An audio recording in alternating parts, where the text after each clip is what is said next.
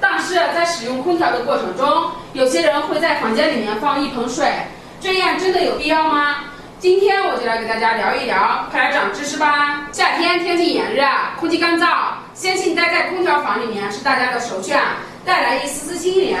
可是有一个问题一直困扰着大家，就是时间稍久之后，我们就会感觉喉咙干燥、疼痛、鼻塞、感冒的情况发生。这是由于空调房中空气太干燥引起的。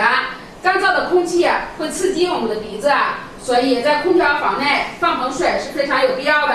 我们最好的方式就是在空调底下放一盆水，水分挥发能够调节空气中的湿度，避免过于干燥，缓解人体的不适感。尤其是当你从外面高温环境走进空调房内，由于内外温差较大，我们的血管会收缩，导致水分流失加快。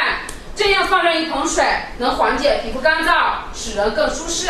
除此之外，我们还可以在水中加入一些尖丝，将它搅拌均匀。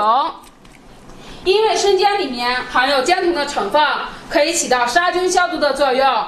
生姜独特的气味具有安神的作用，这样做效果更佳。我们根据相关研究表明，在温度相同的条件下，放上这样的一盆水，会比正常温度低2度，降温速度更快，从而达到空调更加省电。好了，今天讨论话题是开空调时家里面要不要放一盆水的小知识，大家都了解了吗？如果你有更多的生活技巧，欢迎积极分享。